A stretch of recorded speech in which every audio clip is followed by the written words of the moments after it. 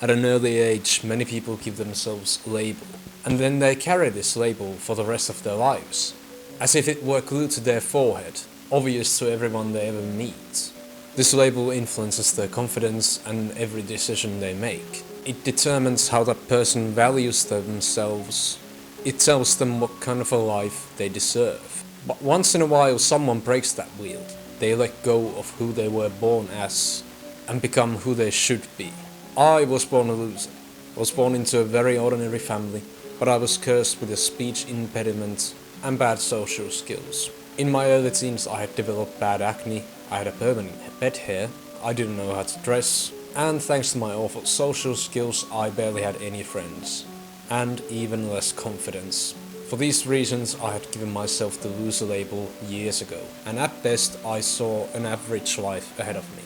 But at some point in my mid-teens, something changed in me. I began to hate that loser label, and everything that went with it. Living in a decent neighborhood, working a job I hate, and get mad when the electricity prices get too high. The life my parents lived, and their parents before them, and the one I was destined to live, because that's what I would inherit. But that hatred manifested itself as a fuel for change.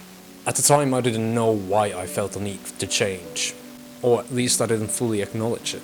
But I suddenly started buying new clothes, I started doing my hair in the morning, and I had practiced myself out of my speech impediment. Mind you, I still looked a bit shit.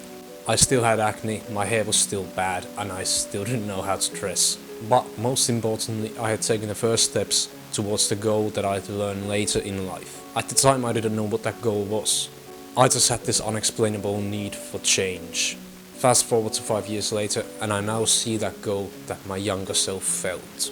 And that vision is now a life I aspire to lead and build myself towards. It's a life my younger self would never in a million years had seen possible for me. But maybe it is possible. Maybe my past assumptions of what would be possible for me are just assumptions. Maybe I can decide what kind of a life I want to live.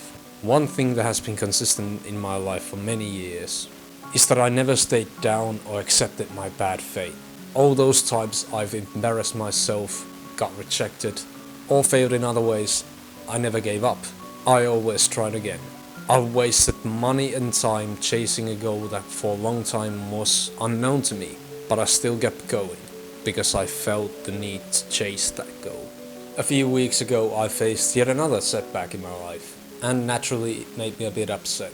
I was pondering this setback on a bus bench, waiting for the bus to come, and it was a beautiful evening with the sun setting and a bright sky, and I just felt that warm, hopeful feeling that you feel on an evening like that. Like life is just worth living.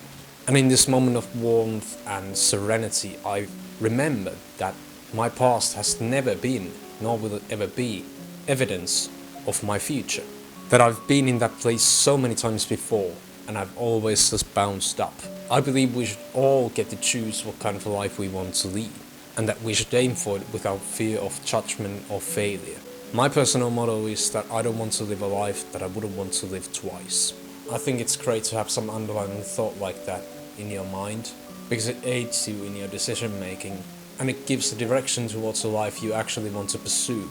And it may be tough for a lot of people to hear, but you are the master of your own life. Unless you are born into North Korea or some other godforsaken place, you have the power to change your destiny and choose the life you want to live. And yes, it requires a certain bit of luck too, but in my experience, people make their own luck. Whether you agree or disagree with me on that, there's one thing you can really debate. Hard work is the basis of all dreams. The world has always been blessed with people who exceed all expectations and break the limitations of what their birthright was. I often think about what and who I'd be had I not broken that limitation in my mind and taken my own life into my own hands. And that difference is radical. I know that the things that are possible for me to achieve in the upcoming years wouldn't even be in my consideration. I know that I've been much worse off in every single area of my life, and I sure as shit wouldn't be as happy as I am. But now that I've talked a bit about what life can look like when you take control, I'd like to go over 2 things you can do to actually change your future to look like you want it to look like. Number 1, thinking is the key to living a life of freedom. Although it may seem obvious, you'd be surprised how few people actually think intelligently and try to understand themselves and the world around them. Had I followed the idea of what I thought the best life possible would look like when I was 15, I'd be in a very different place.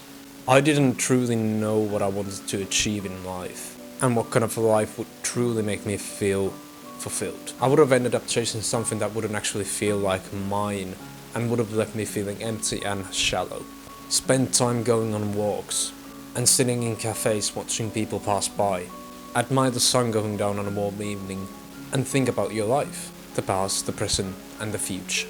The most important thing is to feel like you are present in the moment with yourself and your thoughts, and then let your mind wander by itself. Be present, let the thoughts flow by themselves. Be present with every thought and emotion, and don't try to stop them flowing. Feel everything flowing through yourself, and try to relax in the moment. And it is only then that you get to learn who you truly are.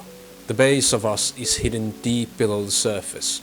All the trauma, the good, the bad and the ugly, are the reasons we are who we are. And if you want to change, you have to understand all that is below the surface. The second thing to do is, surprise, surprise, act. When you start understanding more and more about yourself, you have to start correcting the things that are wrong with you, and especially the parts you want to change.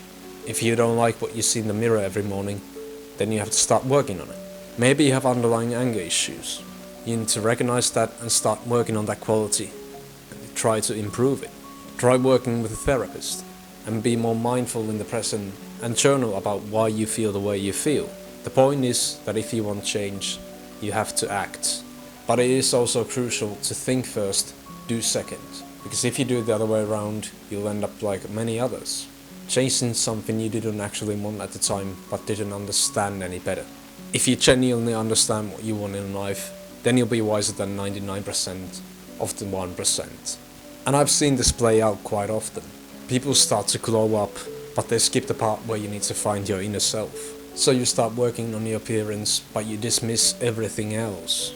So you look better, but the insecurities, the anger issues, and the fear are still there. Once you know which direction you want to go into, then it's time to act. I think all of us have the right to live a life we actually want to live, not one that has been given to us.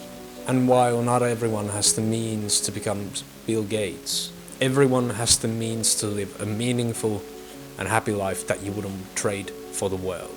And the basis of this is finding yourself amidst all this noise. Find your own voice and learn what it is that you truly want to do with your own life. Because then, and only then, can you truly live a life that feels fulfilling and happy.